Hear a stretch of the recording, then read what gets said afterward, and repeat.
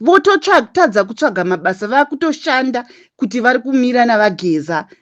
Tava kuita izvi, tava kuita revolution, kuudzwa chinhu chisipo chiri mumusoro mavo, chisiri kusumuka, chitima chisina kana mavhiri kana njanji hapana, hachina kwachinoenda, chinongoti woo every single day, achiti take off. Kulian TV. Hi maZimbabweans, ndichimama. Nasi Saturday, 7 June 2025, and it's 1:45. Ndoda kuti timbotaurirana, timboonesana semaZimbabweans, because hatina kubatana. We are always accusing each other. Uya akaita so, uya azotengesa, uya akaita so. Hatigoni kuva pamwe chete. Vanhu vanenge vane zvipato uko, chipato chinotuka chimama, chipato chinotuka uyo. So when it comes to my issues anotinetsa senyika, we cannot tackle them together. Zvinoita ma-South Africans zviya kana vakati, for example, Zuma must go. Veku EFF, veku ANC, veku DA, vekupi, vanobatana pamwe chete and they say chinhu chimwe chete. MaZimbabweans, we can't. Unonzwa umwe achitaura zita wekuti ani ndlozi, he is just wrong. Haafaniri akabva kusaidira ku EFF akazoenda kusaidira Jacob Zuma. They don't talk about that. They talk about the issue at hand. And they fix their thoughts on what they want to do. I want you to listen very well. Kune zviri kutaurwa naTagwirei. Tagwirei ndiye kana mchitaura state capture. Ndiye munhu anotaurwa zita rake, nana Chivayo, nana Sakupwanya, and all these other people. What he's basically saying, ari kuti, isisu tine mari. Saka kana tine mari, tine protection ye army. Okay? And I want you to think about what he is saying. Vageza is also acknowledging the very same fact. Yekuti, army ya capture nanani, nana Tagwirei, Gananda. Saka he goes on to plead with my army generals kuti tibatsire iwo. So I ask a question to you, a Zimbabwean, whether uri mZANU-PF, whether uri opposition, whether uri kusaidirana Geza or whatever, ameno kwa uri, but as long as you are a Zimbabwean, this is a question that I pose to you.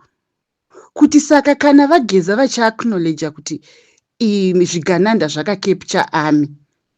Saka zvine musoro here, zvinomeka sense here kudzokera ku army iyo yacho. Oldza vacho vari kumusoro, vakuru vacho vakagriswa mapalms, kuti tibetsere iwo, tine dambudziko. When you actually in the first instance you are admitting kuti ku army kune problem. And then in the end of your speech, you plead with the army to help you. Army yacho iri kubhadharwa naTagwirei. Saka pane kuwina here ipapa. I just want you to think about it.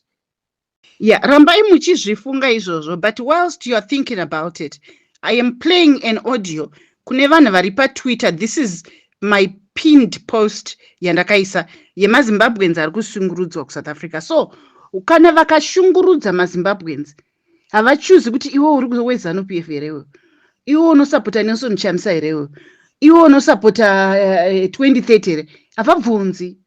Vanongoshungurudza chete vana. So this is a problem that we face together as Zimbabweans. No matter how you want to isolate yourself, or no matter how you want to discriminate kuita zvimapato kuti musateerera, musataurana uyu, ma problems anongouya achisanganikwa kwetiri tese. So I'm pleading with you maZimbabweans kuti we need to be together. Iye zvino pane ruma yekuti vageza vari kudzoserwa kuZANU-PF. I believe it strongly because I look at him.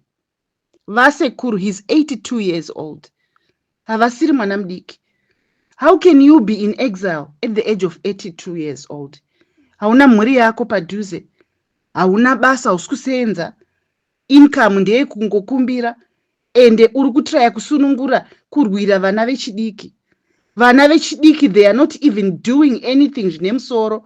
except kuuza zita ravageza kuti varambe vachitsvaga mari. Tiri kukumbirawo mari yechakati, macitizens vageza vazoti tiri kukumbirawo mari yechakati, instead yekusiya zvekutsvaga mari izvozvo and work together. Hatipewo mari tigozodaisowo, uyu mutengesi, uyu akashata, uyu musateerere zvaanotaura, teererai isisu ndisi tiri chaivo, avo vatobva uko vatotumwa, avo icounter intelligence. Nai vanhu mongoita basa rekungopa vanhu mari. Are we fixing our problem? Kwete. I see a group of young Zimbabwean men vari kumira nekwapa dzavageza, vototadza kutsvaga mabasa, vakutoshanda kuti vari kumira navageza. Tava kuita izvi, tava kuita revolution, kuudzwa chinhu chisipo chiri mumusoro mavo, chisiri kusumuka, chitima chisina kana mavhiri kana njanji, hapana, hachina kwachinoenda, chinongoti woo every single day, hachiti take off. Asi isisu chatinenge tisiri kuziva ndechekuti 2030 haisi kumira. So vageza vakarwa hondo, he did his part. He can never live his life vachiti ndochemberera ndaakufira hangu muno muSouth Africa kuexile. Kwete. Vakarwa hondo navo ivo vari kumusoro ikoko. Vanoti okay, let us call bygones be bygones. Chiuya kunewe chitora izvi chinyarara. I am not gonna let anything or anyone stand in the way of 2030. Iwe citizen uri kuti pasina nhingi, masara kupi? Masara moga zvemakangobatana. Is the situation going to change kana muchipatsanurana? Uyu ukati ini ndiri mwana wageza, hamuzive stereki, ndinokutukai nokuti makapusa. Hazvina kwazvinotisvitsa senyika. We need to be united, and then we can fight this giant together. Kutobatana, kutoita get along like a house on fire, ndipo panoonekwa simba revanhu. Many thanks.